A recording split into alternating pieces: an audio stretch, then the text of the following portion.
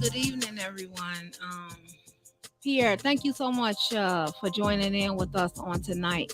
It's truly a blessing to see you on this live with us. At this time, I'm going to go ahead and let Facebook indicate to others that we're on live. And once Facebook indicates to others that we're on live, I'll go ahead and get started with the broadcast. Um, Oh, Latanya Rainey, thank you so much for joining in with us on tonight. Monique, well, thank you so much for joining in with us on tonight. As always, we ask that you go ahead. If you see somebody who's on here that normally is on here and not on here, go ahead and tag them in for me. I would truly appreciate that. Good evening, Latanya. Good evening. Good evening. Good evening. Um, I pray that this word that I have on tonight is going to truly bless each and every one of you all on tonight. At this time, I'm going to let you all go ahead and start tagging people and let Facebook indicate to others that we're on tonight. And I will get the party started shortly. Thank you all.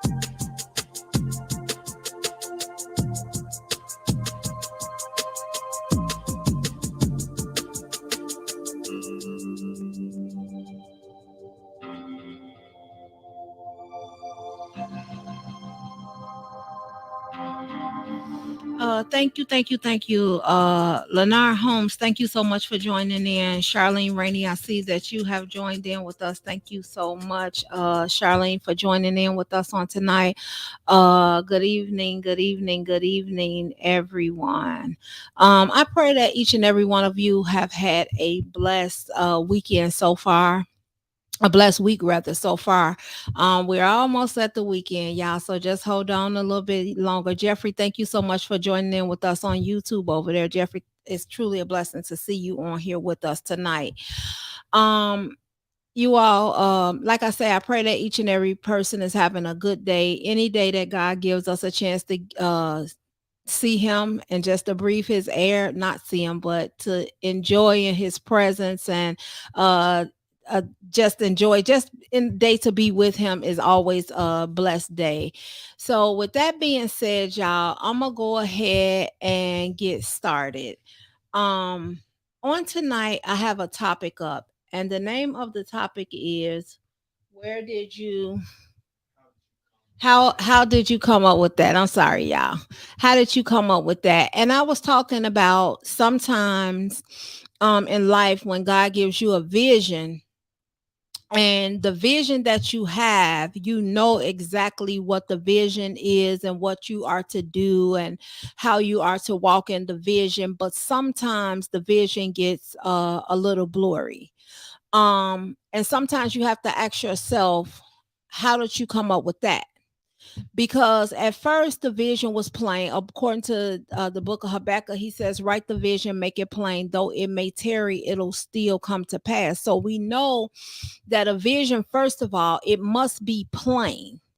We know that you must write it, make it plain, though it may tarry, it'll still come to pass. So we know that your vision, it has to have a couple of things detail inside of it in order to be fulfilled.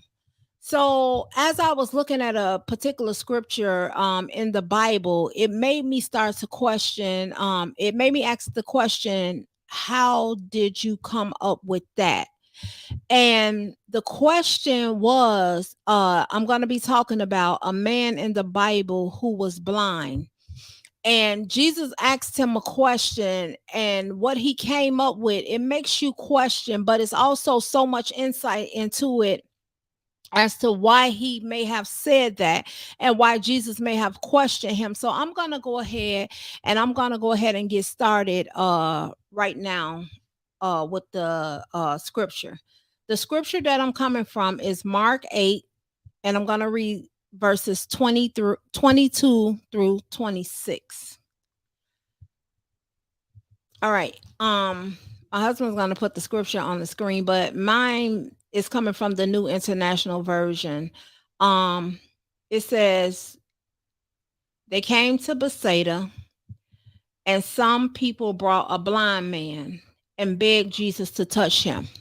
So it was a blind man in the town of Bethsaida. Now, if you know anything about the town of Bethsaida, that was one of the towns that Jesus really didn't, he really wasn't too proud of, the town of Bethsaida, because there's some towns in the Bible where Jesus tells you these particular towns that he's really not proud of. But in this particular town, it says they came to Bethsaida, and some people brought a blind man and begged Jesus to touch him. Now, notice in the scripture, whoever brought this man, they never named this man. They never named these people. They just called them some people.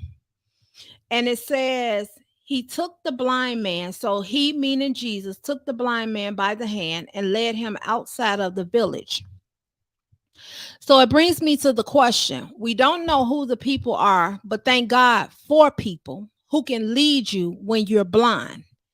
Thank God for people who can take your hand and walk you in the right direction when your sight is not so clear. Because remember, I said you have to write the vision, make it plain, though it may tarry, it still come to pass. Sometimes in your vision, sometimes things start to get a little blurry. So what ends up happening, it says he took the blind man by the hand and he led him outside the village. So Jesus takes the blind man outside the village. And what I'm starting to see is Jesus, a lot of things that I've been talking about over the past couple of weeks, is always outside of the city, outside of the village. Now we're talking about them bringing this man outside of the village. So Jesus takes this man outside of the village. Now remember, some people bring this man to Jesus and they beg him to touch this man so that he can see. Now normally with the miracles that we see Jesus normally does touch the person to perform the miracle, or he speaks to them to perform the miracle. So what the people who brought the man to Jesus is doing is they're used to, I'm quite sure they heard of Jesus healing people by miracles, and they're used to him just touching them, so they feel like, okay, my friend or whoever he is, it doesn't say he's a friend, it just says some people lead him out, he just needs a touch from you. So it says he took the blind man by the hand and led him outside the village. It says when he had spit on the man's eyes and put his hands on him, Jesus said, "Do you see anything?" So notice Jesus, this town that I'm telling you about, sometimes you got to come out of the place that you're comfortable in order for your vision to fully come to pass. Because sometimes we so comfortable in the place that we're in the city or in the town or in the village, that we can't fully see the vision that Jesus has allowed us, because we wrote the vision and we make it plain, but we can't see the full manifestation of the vision that we have, because we're surrounded by distractions. We're just surrounded around negativity. We're surrounded around things that aren't producing anything. Because notice, if you go back in the Bible and look up Bethsaida, when Jesus talks about it, he tells them that he's not proud of this town Bethsaida. So what that tells me is that there's some things going on in Bethsaida that's not producing anything. So at this time, this man is in this village and he's blind, and thank God for these people, whoever they was, that they seemed fit to lead this man to Jesus. Because what happened was the man was blind. So when you're blind, you can't see. So normally when you blind and you can't see, you either walk around with a stick or you either have to be led around. But thank God for people that know you have a vision and they see your vision and your purpose and your mission. And they feel like if we could just get him to Jesus, this man can be helped. His vision can be restored. And so it says, Jesus asked this man, can you see anything? So Jesus asks him a question. Now we know Jesus knows all. He sees all. He knows everything. But Jesus says sometimes when your vision has been blurred and when your vision has been blocked, sometimes I have to go back and I have to ask you a question. Can you see anything? Because sometimes when we in a place where there's nothing being produced inside the town and there's nothing being produced inside the city, it's nothing going on the block that you come from, sometimes your vision starts to get blurred because you're so comfortable in a place where you have been blinded by what God said. And only thing you know is what's going on in the place that you're comfortable in.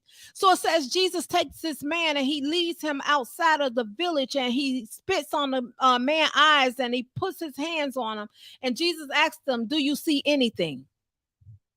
Now, that kind of got me because I was saying, why would Jesus ask him, do we see anything, when we know that Jesus knows everything? But sometimes before Jesus can fully restore the vision to you, he got to make sure what you see.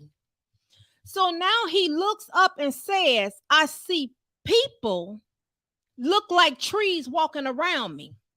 So it's like, okay, where did you get that from? That you see people that look like trees and they walking around you. Where did you come up with that concept from? So it makes you start to question the blind man and say that, where did he get that concept? Where did the blind man get that ideal from that he see people that look like trees walking around? You know what happened? So that tells me, and as you do study on this particular passage, it tells me at some point this man could see.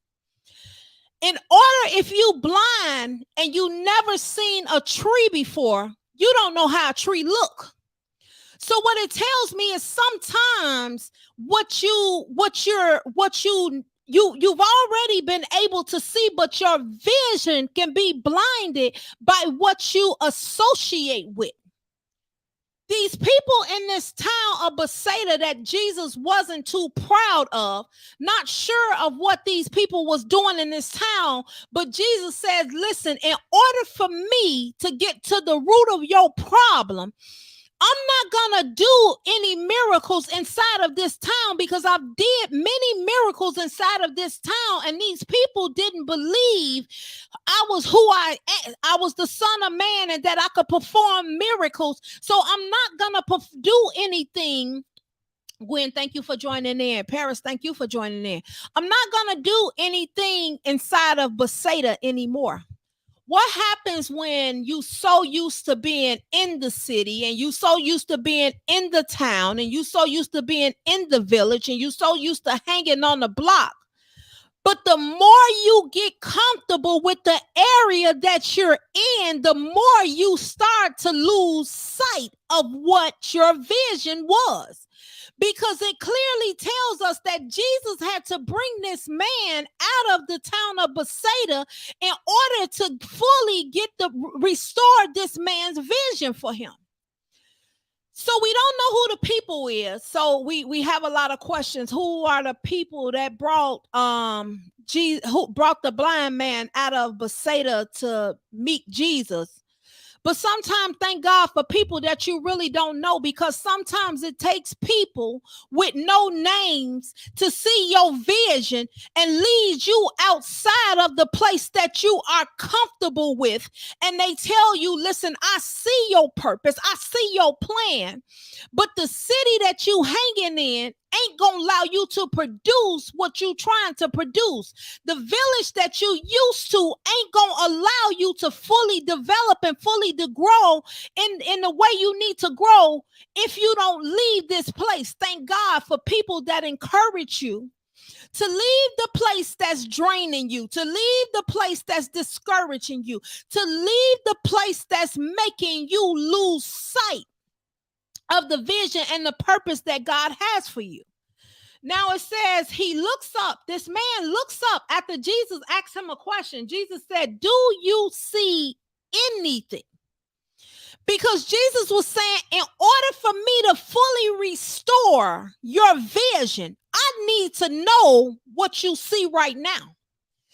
I need you to recognize that you're no longer in Bethsaida anymore, that I've taken you outside of the village. So I need you to fully understand what it is, the place that you're at right now.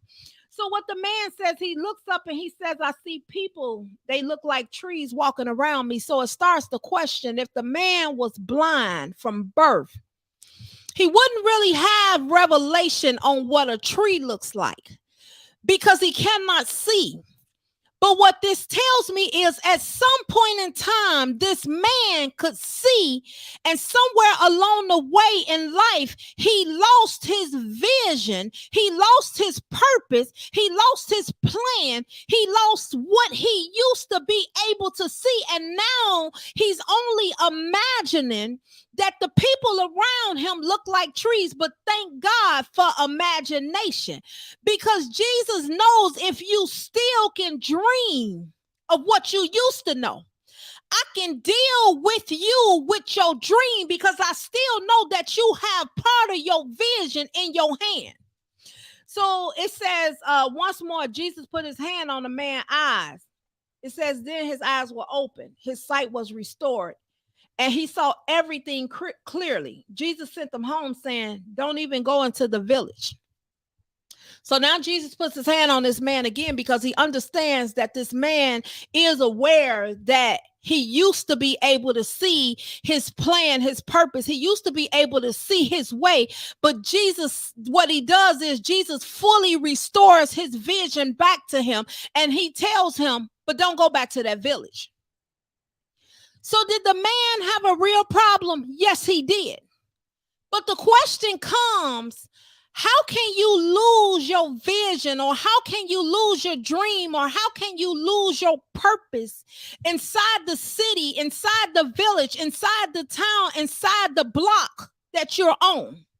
Because sometimes it's so much distraction in the place that you have become comfortable with and that you have become familiar with. Thank you, Linda Booth, for joining in. That you cannot no longer see where God is trying to lead you to.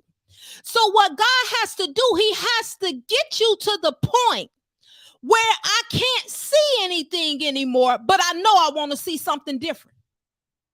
This man's desire was to see something different. I've been living in the blind spot too long. And I know I want to go back to who I used to be. And I want to go back to the vision that I used to have. And I want my vision fully restored. But sometimes in Bethsaida, you're not going to be able to see. Why? Because there's too many distractions around you in order for you to try to fulfill your plan and your purpose. So I asked the question, where did you come up with that from? Where did you come up with that the people looked at like trees walking around you? So I know you had to see something. Could it be that you've been led for so long by people, and because your vision was no longer clear, that whatever they told you is what you went with? Because how do you come up? That was my question. And I kept questioning God. How do you come up with that you see people that look like trees walking around you? Now, normally a tree cannot walk around. So how do you come up with the concept that you see trees walking around you? Sometimes God is saying you being led by the wrong people, and because your vision has been blurred and because your vision has been taken away from you, you start to believe what you see inside the town of Bethsaida. God is saying, what I need you to do is I need you to change positions. Sometimes we in one place trying to do the same thing over and over with the vision that God has given us. Because remember, God says, write the vision, make it plain, though it may tarry, it'll still come to pass. So what God is saying is sometimes the vision and the mission that I have you on, you trying to operate in the wrong place to see the full restoration of the vision.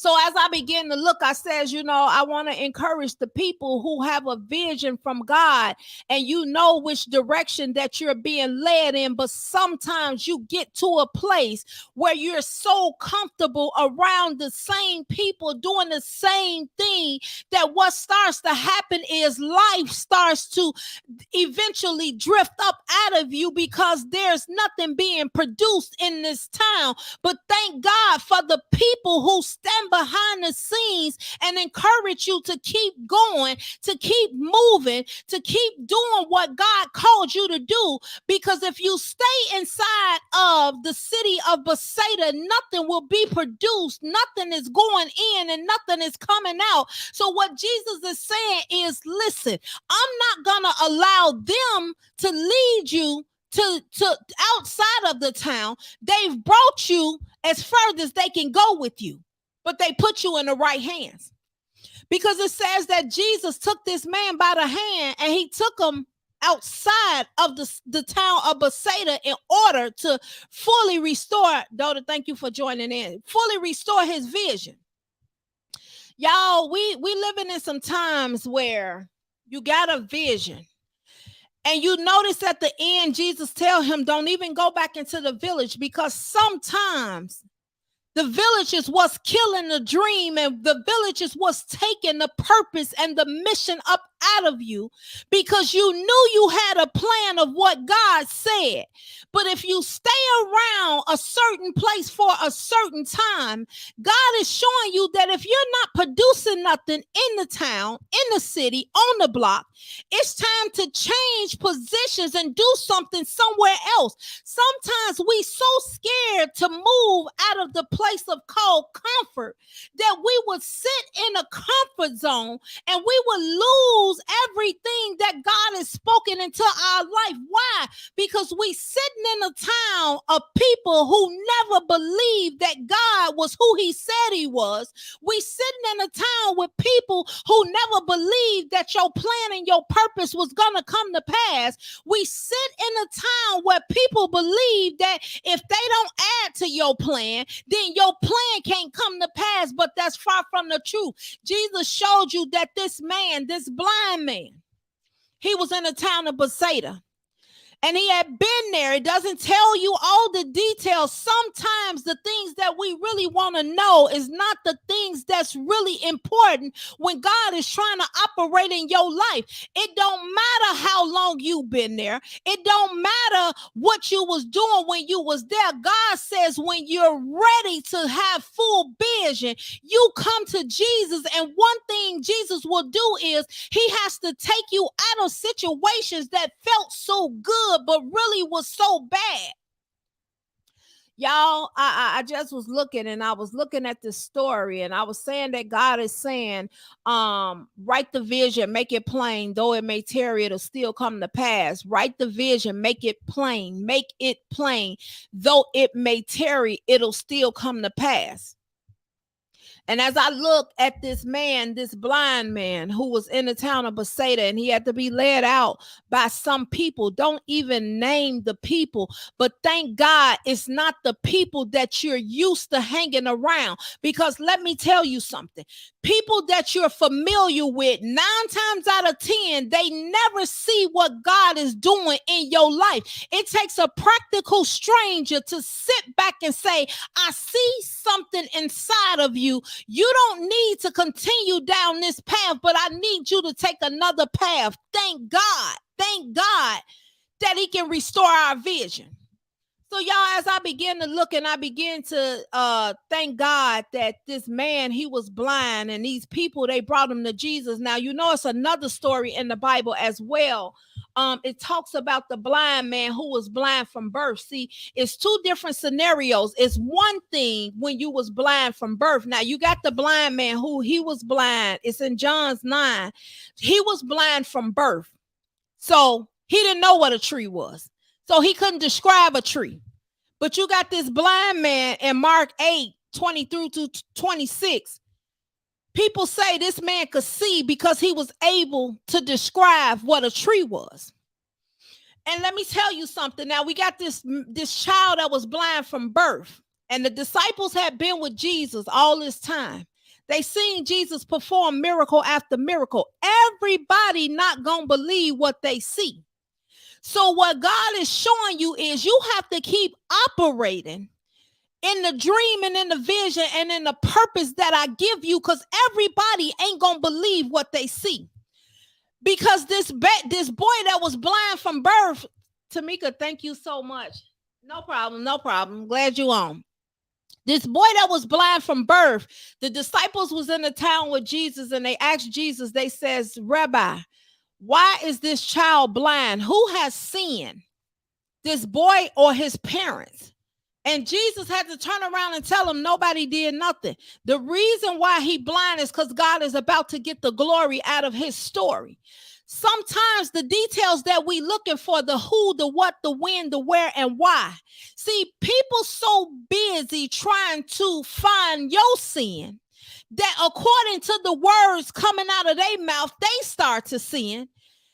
They trying to find out too much information about what's going on with you.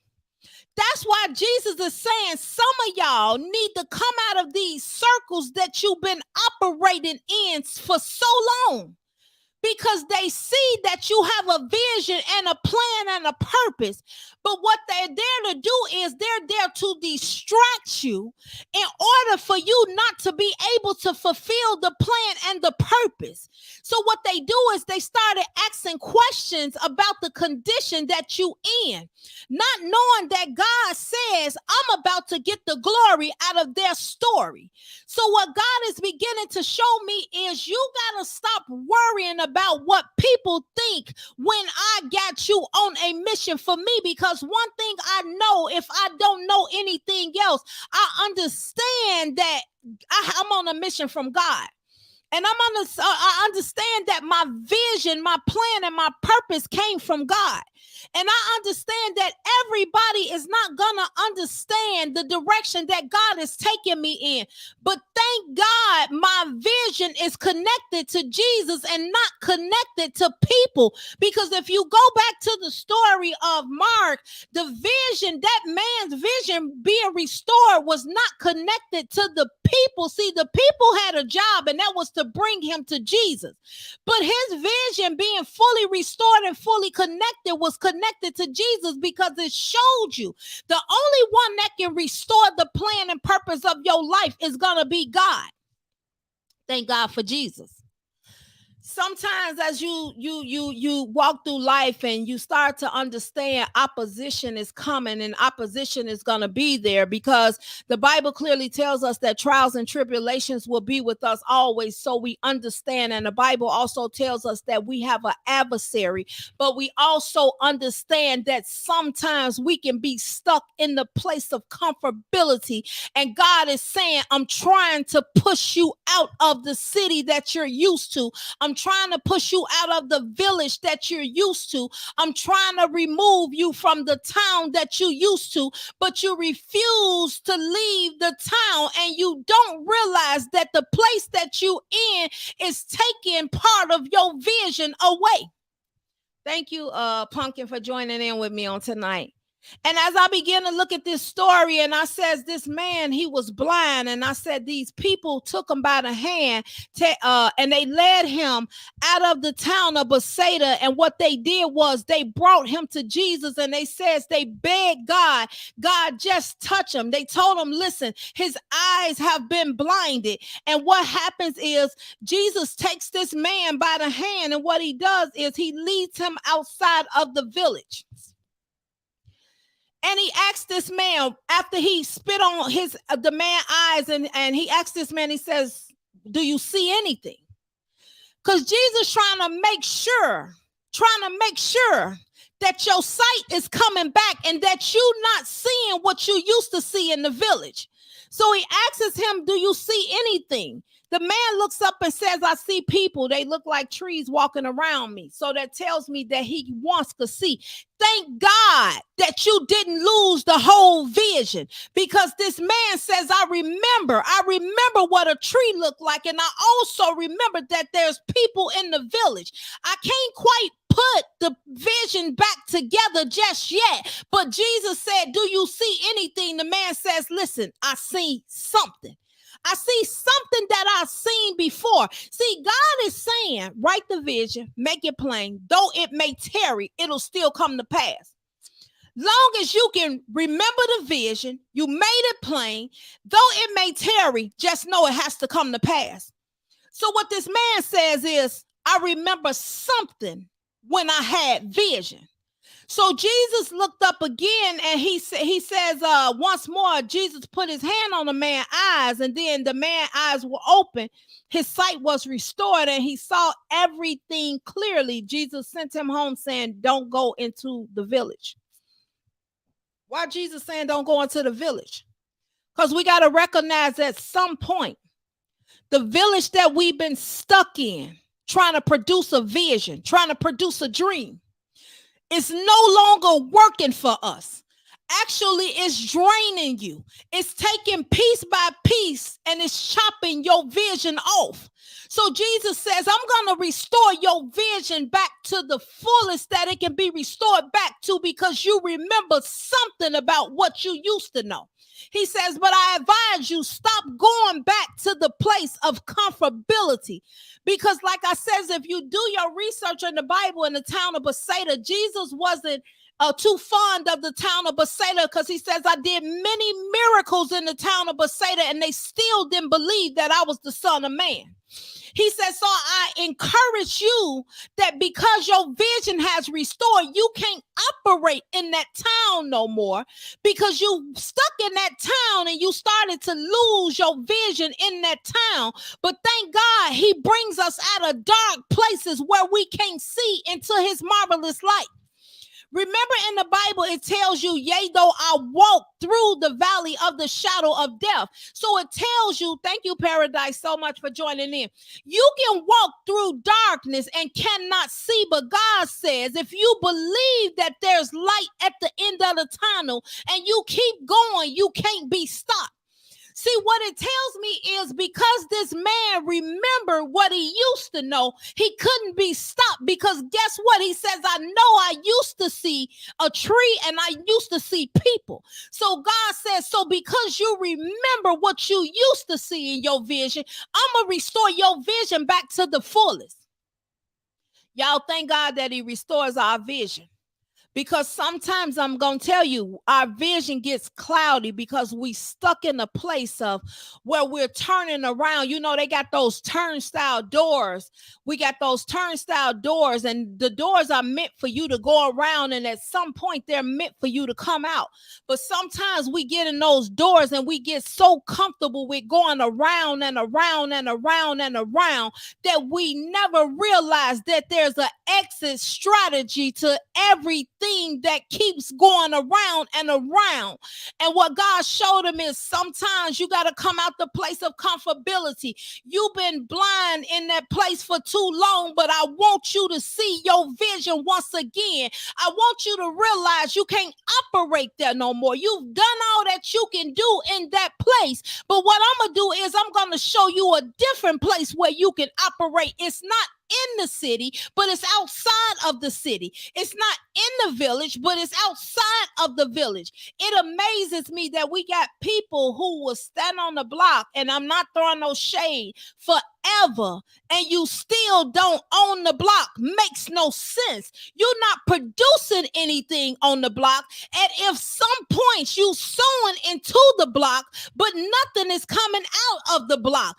God is saying sometimes you got to let the block be the block, but I want you to operate outside of the block, because you've been on the block for so long, and everything that you've been doing on the block has not started to produce. Matter of fact, you losing more than you gain. So God is saying, why don't you try something new? You can't keep trying to convince the block that the block don't belong to them. Let them think what they want to think. But as for me and my house, we gonna serve God. So what we gonna do is we gonna step outside of the block and we going to possess a city, because the block has become too small for me to operate in. Because what's happening is I got a God who gave me a great big vision. But if I stay on the block, I'm stuck in the box on the block. But if I move outside of the box, then I can go and take the city. See, I've been trying to control the block for too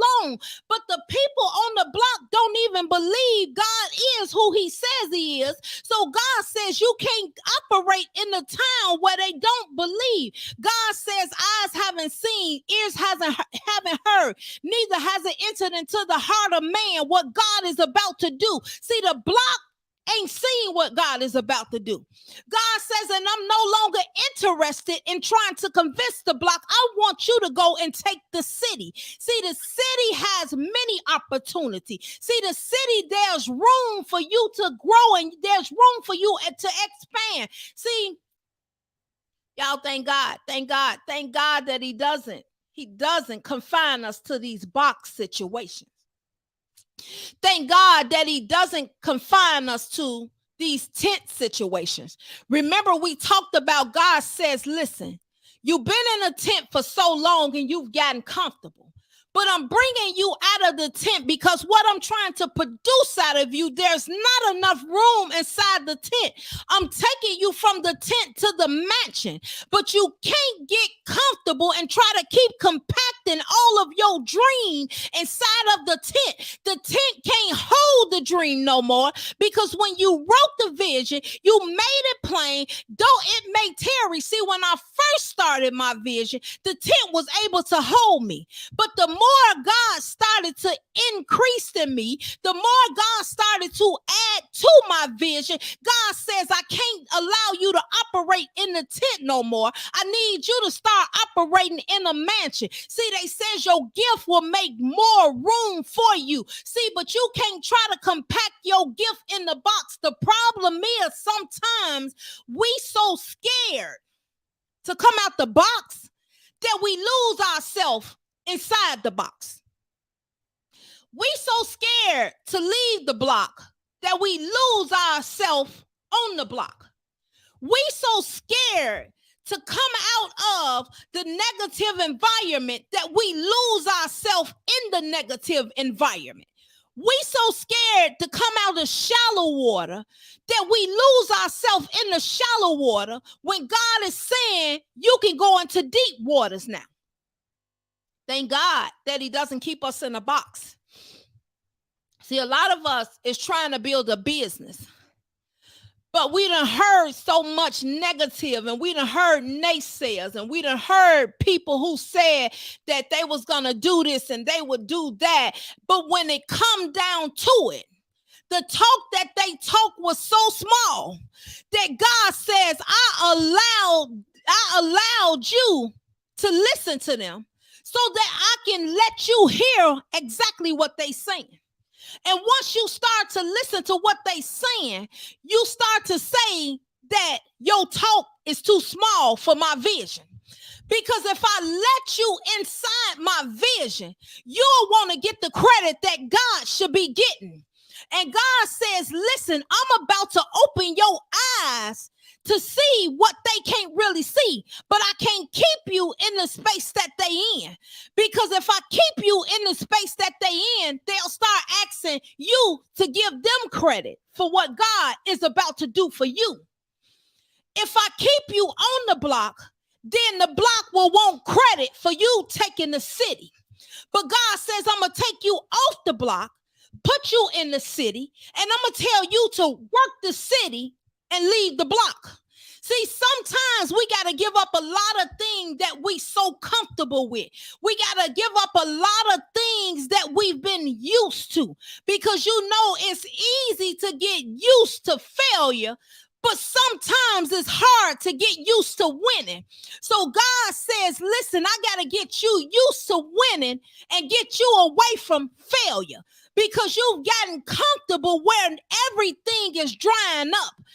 Everything is not producing no more. What once used to produce in that area, it's not producing no more. So I got to get you used to moving out of dead situations and move you into situations that's alive. See, power is in our words. And God is saying, what I'm trying to do is get you out of a negative environment that's killing your dream with words. And I'm trying to get you into a positive environment that's telling you, eyes haven't seen, ears haven't heard, neither has it entered into the heart of man.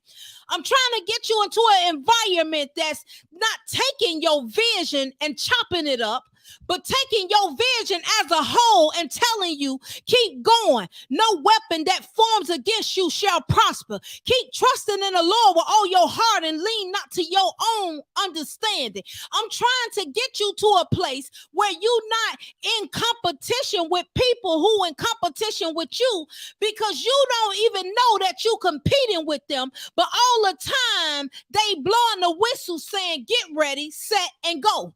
God says, I'm moving you out of a competitive market, and I'm moving you into a market with nothing but opportunity to fulfill your dream. See, sometimes when you're in a market that's so tight, you can't get your dream past the gate.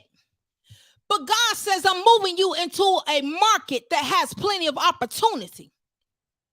You've been comfortable being squeezed. But God says, I'm going to move you out of a market where you have room to grow. See, a plant can't grow in a pot that's too little for the plant. At one time, a small plant could grow in a small pot. But God says, if I keep watering you and I keep increasing you in wisdom and knowledge, you got to get out of the small pot and get into the big pot, because your opportunity has gotten greater. See, one thing I know about God is you can't put God in a box. And if we can't put God in a box, why would you take your dream and put it in a shoebox? You better learn that your dream is not a shoebox size, because God says everything I did in the beginning, I did it good. God didn't say create. When God says create the heaven and the earth, he didn't say create me a small heaven and give me a small earth. He says, let there be, and it was. God says, I need water on this land and I need a divider. He didn't say, give me raindrops. He says, let there be, and it was water. When God created the fish and the birds and everything, the creatures of the earth, he didn't say, give me one of each. He says, let there be animals to replenish the earth. So you got to understand that when you serve a God that does everything big, you can't take a shoebox vision and try to operate with a great big God. Now, it might start off in a shoebox because you just starting out, because he says, write the vision, make it plain. Though it may tarry, it'll still come to pass. But you better tell these people, I don't have a block vision. I can help the block, but I don't have a block vision. And anytime the block starts confining me to the block, then I'm going outside of the block into the city. Because God says, I promise you that everything on this earth belongs to me. I belong the silver, the gold, the cattle's on a hill. He says, I got many mansions, so I can't keep sitting in the tent. The tent was okay to start off, but God is saying, I'm moving you from the tent to the mansion, because everything inside of you, it has to be done, and it has to be done to God's perfection. Notice he didn't tell Adam and Eve, I give you a little box for y'all to get in. He says, Adam and Eve, I give you power and dominion over my garden. And within this garden is everything that you need. It never told you that God gave them a shoebox size vision. So why you keep taking your vision, putting it in a shoebox, instead of saying, I'm going to take my vision and put it in a city? See, look at the city of Chicago downtown. Somebody had to have some big visions, because we ain't got nothing but big buildings, and we ain't got nothing but high rises and condos, and you ain't got nothing but bridges. Everything downtown is big dreams. Because guess what? Whoever God gave that vision to, they didn't take their vision and put it in a shoebox. They says, I'm gonna take my vision and create a city. And what God is telling you is, you better take your vision and create what he told you to create. Y'all, I'm just so thankful to God that God is telling us we got to break out the box. We got to break out the box. We so worried about what we don't have to take the city. But God said, I'll supply all your needs according to my riches. God says, I got everything that you need if you believe that I'm the one that can take the city with you. But if you get it twisted and think you the one gonna do it, then you want all the credit and I can't do nothing with you. You got to tell some people that, even though, let me tell you something. I was telling my husband, I said, sometimes you got to believe with nothing. I told my friend, I said, sometimes you got to believe when you at rock bottom. Sometimes you got to keep crawling before you can walk. A baby doesn't start off walking, they start off crawling. So sometimes with your vision, you're going to have to crawl. But eventually you'll see yourself getting up and starting to walk. And once you start to learn how to walk, you'll see yourself learning how to run. Because the race is not for the swift. It's not. The Bible tells you this. But it's to the ones that can endure to the end. And y'all, I got so excited. And I just want to encourage y'all on tonight. Y'all, let me tell you something. Like Tamika says, breaking out the box. That's right. You can't stay in the box forever. Well, you can, but you're going to get box results. You stay in the box, you get a box result. You want a big vision? You want a big business? You want a big plan? You want a big anything? You got to go after it. You got to say, listen, I got to evaluate my surroundings first of all, because I'm not producing in this town. I'm not producing in this place. I'm not producing in this village. So I got to take inventory of where I'm at, because maybe the place that I'm trying to produce at has gotten too small for the vision that God has given me. We wonder why the people who make it big, we got to go back and take inventory of where it started and where it finished. See, they may have started in the shoebox, but what they show you is they didn't stay in the shoebox. See, sometimes it's just a matter of changing your mind and saying, God, I remember when you told me to do A, B, C, D, E, F, G. And I remember exactly how you told me to do it. And God, I'm trusting you. I don't understand it, don't know how to do it, but I'm trusting that you know what's best for me. And God, I know that if you said that I can go into unfamiliar territory, I got to trust your word and go into unfamiliar territory. You know, y'all, God is so good that God will show you things that you never thought you could see. And as I began to look at this man, he once could see, but now he's blind, but he's in the town of Bethsaida. And Jesus said, this town of Bethsaida don't believe anything can be done. So he says, listen, because you had vision before, and you desire to see your vision come to pass again, what I got to do is I got to take you out of this town. And when I give you this vision again, I want you never to go back to the town, because you're not going to be able to produce there. So y'all, I just want to encourage each and every one of y'all on tonight to just follow your dream, follow your vision. You know, when we started this podcast, like almost 7 years ago, what our mission was, it was to encourage the people using the word of God. And, you know, we got a lot of backlash. We got a lot of backlash with this podcast. And, you know, it wasn't easy. It wasn't rough. We got people who was going to take over the podcast. I mean, it was a lot of things that was going on.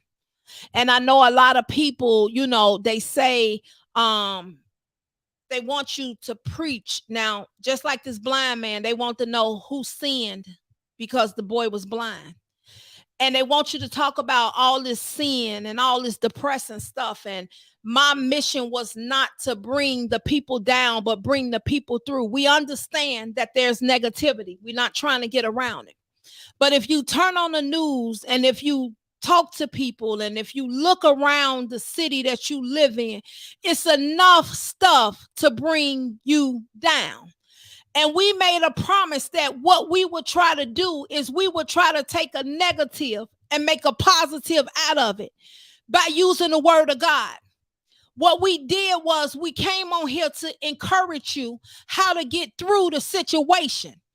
And I don't think people look at the Bible where you can take a story that is started off negative. Everything that's in the Bible don't start off good.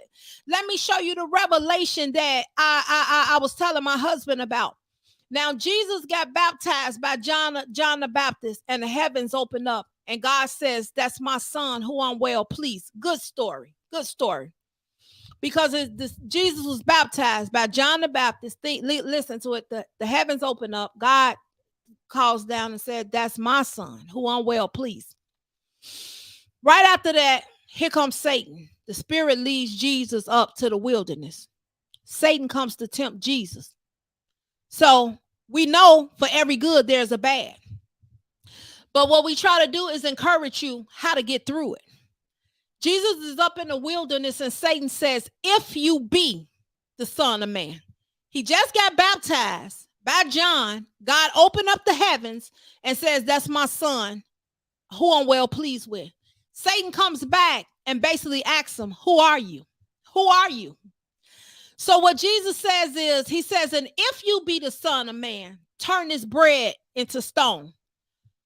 What we do is encourage you how to get through trying times when you just got a vision and you just got good news on your vision, but Satan comes around and now he's going to tempt you based off of the news that you just got. So what Jesus says is, listen, Satan, man shall not eat by bread alone, but by every word that proceeded out the mouth of God. So what we come on here to do is tell you how to get through those trying times by using every word that proceed out the mouth of God. See, the Bible has so much information in it. We got a whole bunch of information, but what we skip around is the revelation. The revelation is that Jesus had just got baptized, and the information told us Jesus just got baptized, but the revelation is Satan still came. See, stop dismissing the information that's coming from the Bible, because the information is tied in to your revelation. See, if God says that you need to move off the block, the information is tied into your revelation, because you're not going to be able to produce in a spot no more. See, we can't, and it was so funny, y'all.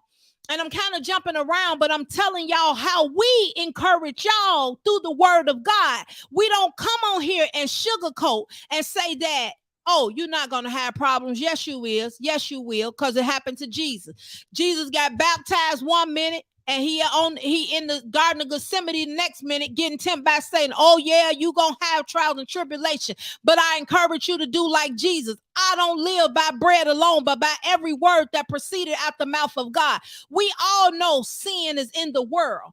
And I tell people all the time, you can't put people in hell, but you can't tell them how to come out of hell and go to heaven. See, that's not what I'm going to do. What I'm telling you is there's going to be trying times on this earth. But what I'm telling you is I got a word that comes from God that's called the Bible, that has so much information. If you take the information, then you can find the revelation of what God is trying to do with you. And so I was telling my husband, I says, Sometimes you got to look at the Bible and you got to look at it for what it is, and you got to look at it and you got to call it real. And we was having a conversation and we said, we was talking, and we talk pretty deep about things, and I just give my whole facts on what I feel about the situation. Let me tell you something. Everybody's situation ain't the same. It just ain't. It ain't never been the same. If you grew up in your household might have been different from my household. So everybody's situation has always been the same. It has not been the same. So you can't take your situation and make your situation my situation, because we come from two different places. And what God is showing you is what I might have a talent and a gift for you might not be somebody else's talent and a gift. But I'm a big enough God where I can give all y'all something to do that I can get the glory out of it. I'm a big enough God that I can give all y'all a city, because if you notice, it ain't just one city. It ain't just one state. I created multiple states. So you don't have to compete about something that might not have been yours. But what I do is give you information and revelation to get to where I need you to be at. Y'all, thank God for God. I just thank God that I allow God to use me and my husband. And like I said, with this podcast, it hasn't been easy for 7 years. And like I said, it's been pushback and it's been a lot. It's been really hard. But one thing I know that we kept going and we kept staying faithful to God through the trials and tribulations. And what God had told me, he says, you can't stay in the box forever, because I'm not a boxed in God. And your resources is not just in the box. See, I give you resources, but I am the source. You got to make sure that you don't confuse the resource with the source. And God was telling me and my husband, and I tell y'all all the time, God had gave me a revelation that I'm coming out of the box and I'm going to be going into the city. And I tell you all the time, one thing I am for sure of, I am for sure that my vision and my calling, it came from God. See, you got to make sure that you sure of what you doing, that it's not coming from man and it's coming from God. Because let me tell you, some man will trip you up. God will give you a vision and man will want to take the credit. Never get too caught up in where you at, that man gets the credit for what God is doing in your life. No, it don't work that way. So y'all, with that being said, I thank each and every one of you all who come on here tonight to join in with me and my husband on the podcast on Monday and Thursdays. I'm sorry, y'all. I'm all screwed up. Been at work too long. Monday and Thursdays, but I appreciate each and every one of you all. As I promised, me and my husband, we do have a vision of something that we're going to do, and it is going to come to pass because I believe God. What I've learned to do is I stopped learning to look at the oppositions that's before me and just keep following God. See, one thing about it, when you run a race, you got to fix your eyes on Jesus and stop fixing your eyes on everything else, because that's how we turn around and we lose focus.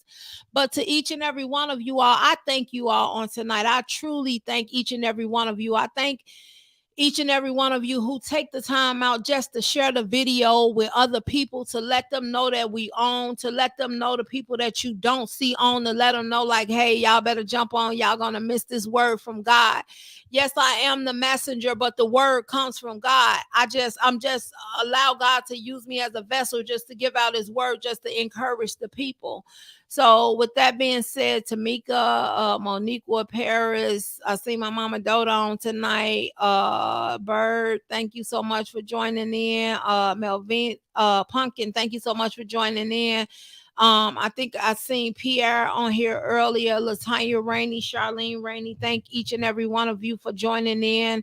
Kalia, thank you so much for joining in. Gwen, thank you so much. Paradise, thank you so much for joining in with us tonight. Unique, thank you. I'm glad to see you back, Unique. I was worried about you. But I appreciate you getting back on. I told you I'll be looking for y'all. I know when y'all not on here, I'll be looking for y'all now. Um Bird, I seen Bird on here tonight. You had a couple more people on your page.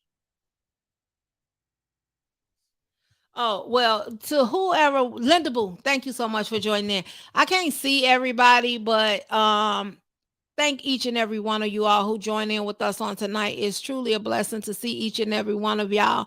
Y'all, in a maybe like a week. Jeffrey, thank you so much for joining in with us on tonight. I think I called each and every one of you. Thank each and every one of you who Braylon. Oh, Graylin Burrow. Graylin Burrow. I thought my grandson had jumped on. I was going to say, when he get a page?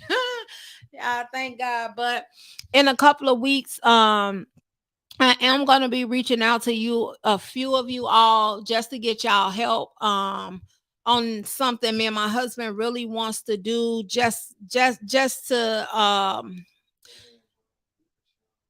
Oh, Krishan Davis and Vivian Burrow, thank you so much for joining in. Just to get y'all help to help us out with putting together something that we're trying to put together. Y'all, I believe it's gonna be a truly impactful mission that we're on, what we're trying to do. It's gonna be everything, y'all. We're gonna have everything. We're gonna provide food. It's gonna be good. It's gonna be good. So I am gonna reach out to y'all. It's just gonna be just a little small. Thank you, Melvina. I'm glad you on. I'm glad you enjoyed the word. Thank you, thank you, thank you. It's gonna be just a little bit that I'm gonna need y'all help with to try to help me make this thing come true.